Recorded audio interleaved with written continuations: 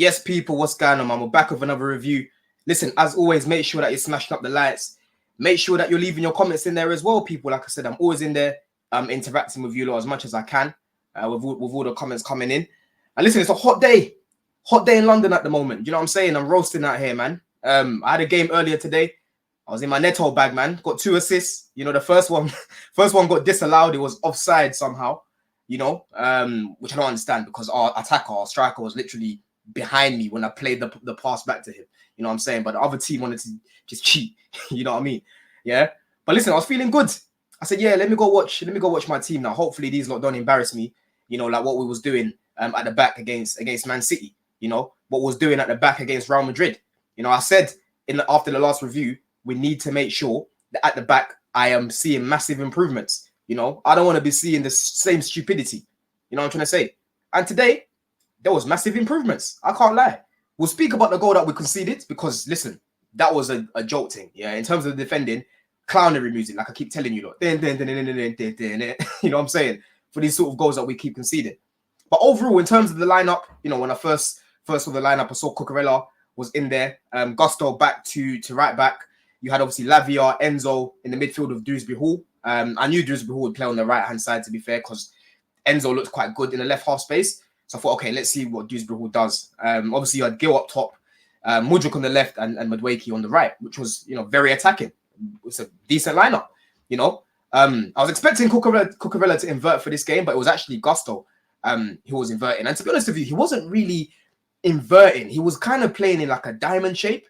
You had Lavia who was playing as like the 6. Then you had Enzo who was playing a little bit ahead of Lavia on the left half space. Then you had Dewsbury who was kind of floating as like a 10. And you had Gusto who was playing on the right half space kind of and giving that width to Madueke, you know. And on the ball, one was keeping the ball. It was quite good. Was retaining it quite well. If we saw that the passing lanes weren't on the right hand side, I was just seeing Fofana going back, recycling it to Levi. He would go to Cucurella. It would go to Mudryk, go into the midfield. Was moving the ball quite well, but I wasn't really seeing, you know, the attacking patterns I've been seeing in terms of playing it in between the lines. And before you know it, we're through on goal and we're isolating the fullbacks. You know, we're giving Madueke all this time on the ball. We're giving Mudryk all this time on the ball. I wasn't really seeing that as much, you know. But then we started to give the ball more to the wingers. And Madueke was quite direct. I think the first 5-10 minutes it was a little bit quiet on that side, but then he started to run at my man, you know, at left back. Okay, started running at him, and he was creating some dangerous situations on that side. Mudryk, on the other hand, he wasn't as direct. But to be fair to him today, he was a little bit more tidier in possession. You know, I wasn't seeing someone that kept giving the ball and just rushing with it or giving it away. You know what I'm trying to say? I thought he actually had a decent first half in terms of the little passes that he was given. He created a big chance in the second half when we started the second half for Levi Cole, and he created another big chance for Nkuku as well. You know, but I'm seeing a lot of people in the timeline still trying to cook this guy, and I'm like, yo, I'm not saying this guy was unbelievable today, but I thought he actually had a decent game, because if Levi Cole puts that chance away, if Nkuku puts that chance away, we're 2-1 up and he gets 2 assists. Do you know what I'm trying to say? He's doing his job. People will say, oh yeah, but how can you praise him doing his job? But in the same breath, the moment he does something crazy, that's all I see on the timeline.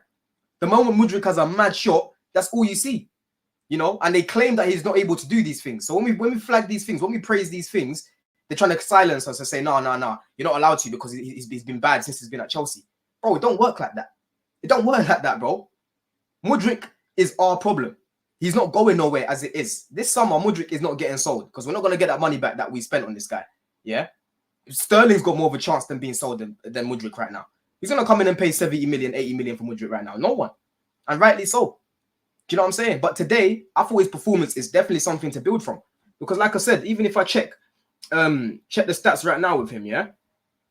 Let's see the chance creation for Mudryk.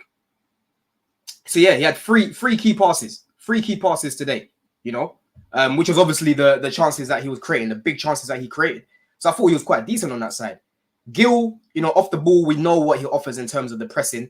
He had a very good chance in the first half as well, where Enzo kind of lofted it in, and it got to him and he shot.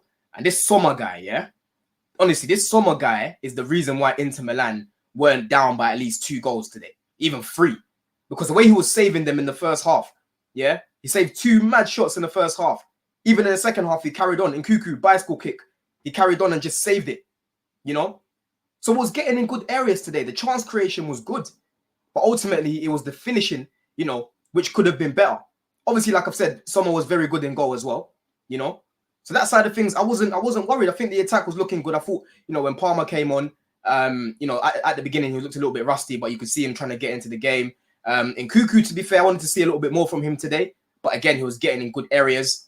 You could see that we had Inter pinned back because obviously these are dangerous players. When you see the likes of Nkuku and that come on, listen, you don't want to give these men too much space. So naturally, they drop back a little bit more, you know? I thought Sterling, when he came on, I thought he was quite nippy as well.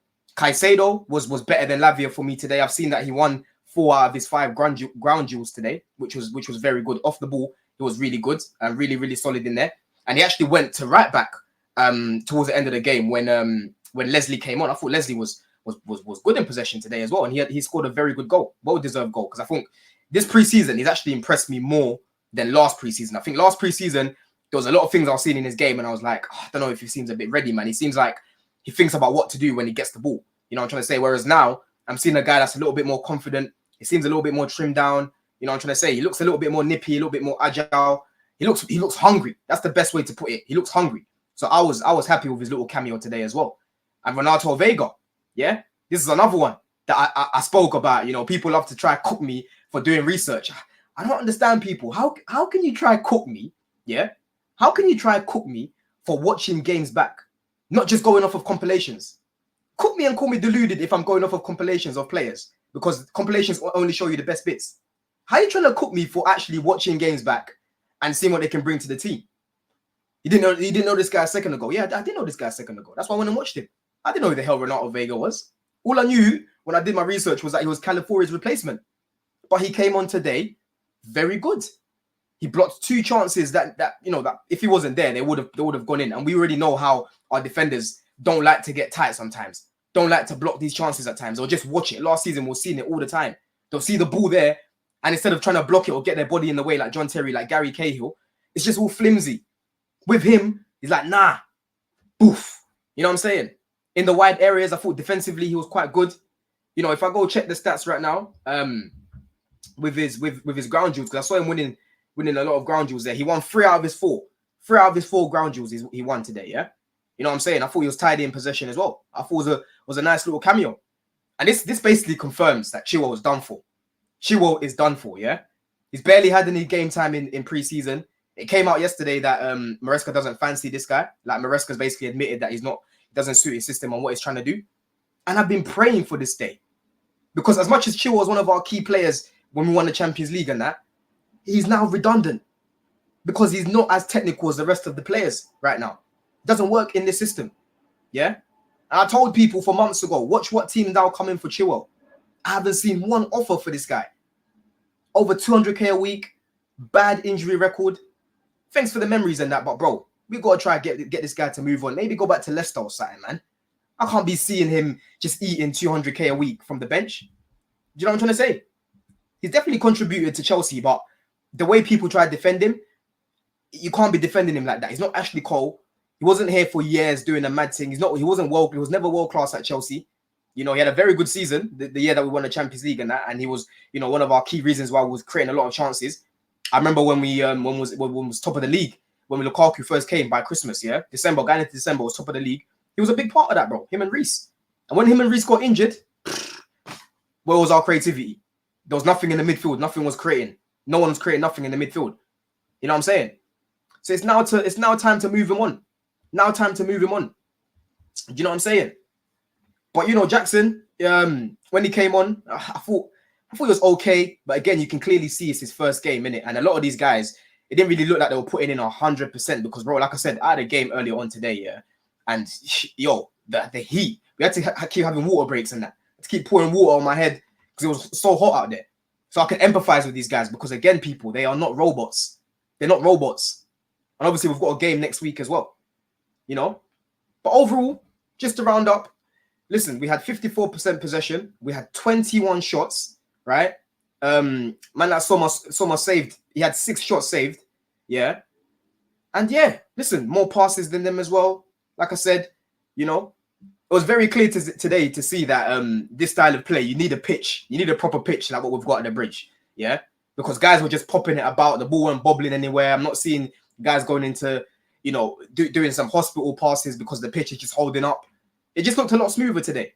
You know what I'm trying to say? But in terms of the defending, that defending for that goal, these lot weren't switched on. They were still thinking about the water they were drinking.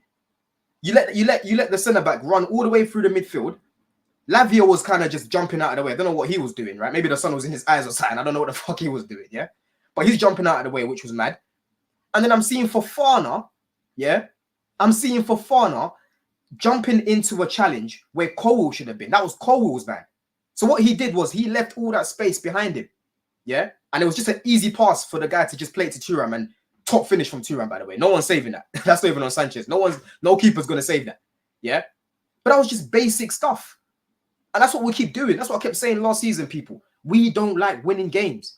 We just do stupidity, just a moment of madness. Because other than that, Fofana actually had a good game. I'll be real, I thought Fofana was good. Let me even check his stats here just to make sure that my eyes weren't lying to me. Yeah, he was dribbled past 0 times. You know what I'm trying to say? Ground duels won. I mean, he didn't win any because there was no one really doing anything in terms of like pinning the ball. Thuram wasn't really pinning the ball. Like Inter they weren't really a threat. Like I can only think of, again, Barella's little lob pass over the top. But apart from that, I thought we controlled the game quite well, you know? So listen, this is a performance that we can definitely build from. You know, we've got another week of training to go until against Man City. We've got a whole week now, obviously until next week, Sunday. I'm going to be at the bridge, you know. Hopefully by then you're going to see, what's his name? I'm hoping Neto starts that game, to be honest with you. I highly doubt he will because he hasn't had any preseason with us, but we'll see what happens. Obviously, it was good to see him presented at halftime as well. But overall, bro, I can't lie. It was definitely a much better performance on and off the ball. I thought it was a lot better. Again, there's still a few improvements in terms of like on the ball. Or certain times I'm looking at guys, they don't really know where to play it, where to make a run, where to position themselves. But then again, Inter, they defend in a back five, bro. Mad low block. It's not easy to play through that. And even though they were doing that, we're still creating quite a lot of chances. You know what I'm trying to say? So it's definitely something to build from. It's not, this performance today was a lot better than what we saw against Real Madrid. Because against Real Madrid, that defending was unbelievable, abysmal. But listen, people, let me know your thoughts on the game. Let me know what you think about my thoughts as well. Let me know any changes you want to see in the first game, man, because we've got a big squad. Like I said, Caicedo in the second half was actually playing as a right back, which we saw at Brighton, and it was good. Because right now, Reece is injured again. So if he's got to play there so you can play Lavia and Caicedo certain games, I don't mind. I'm here for it. You know what I'm saying? But in a bit, people, man. Love.